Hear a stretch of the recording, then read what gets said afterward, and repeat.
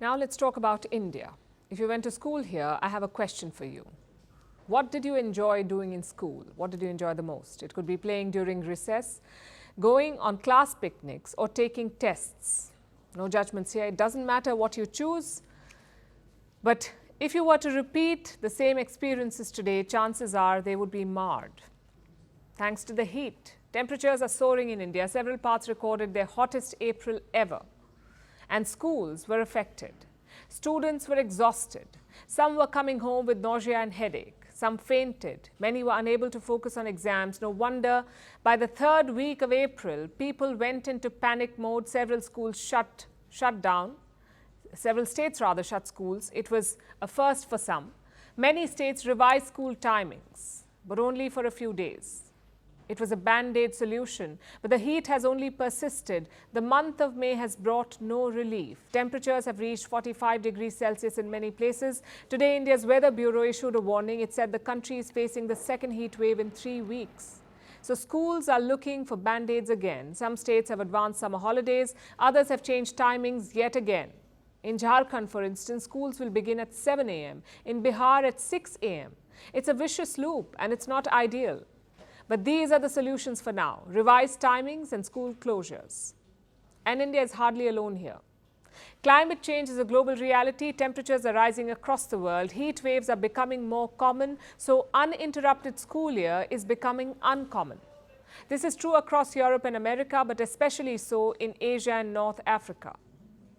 40 million students were shut out of classrooms in recent weeks. It started with South Sudan in the month of March. More than 2 million students were affected there. The Philippines and India followed suit in April, and Bangladesh is going back and forth between opening and closing schools, affecting 33 million students.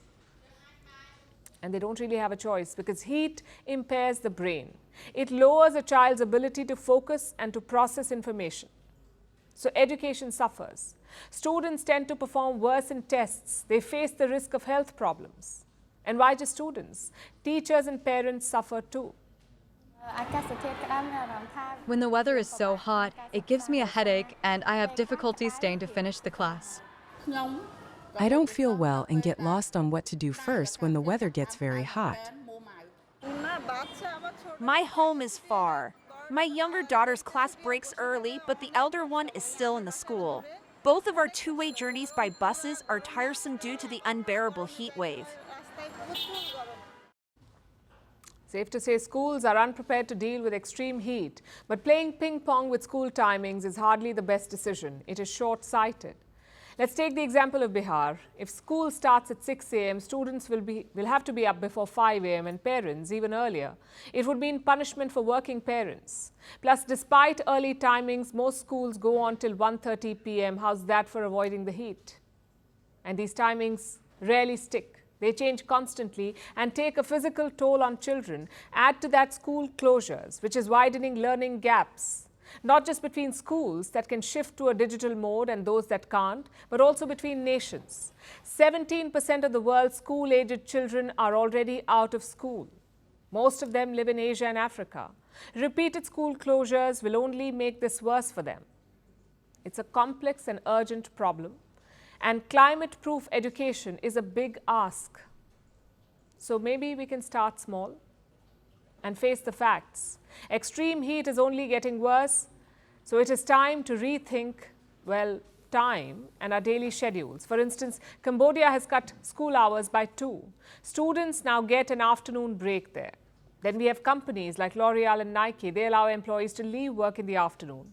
Also countries like the UAE and Saudi Arabia, they have a midday work ban. Researchers say that in the face of climate change, shifting work hours is the need of the hour. What if we apply this to schools as well? Tell us what you think. Firstpost reports from the world's second largest continent. Hello, I'm Alison Lagrange. A very warm welcome from Durban, South Africa. We get you the news and the newsmakers from Africa. South Africa goes to the polls on the 29th of May. I will track the election and bring you ground reports. is at the end of the road for the African National Congress, and will former President Jacob Zuma stage a dramatic comeback? From elections to climate change to innovations and opportunities. As the world's attention shifts, we report from Africa, the heart of the global south. Join me every weekday live on Firstpost.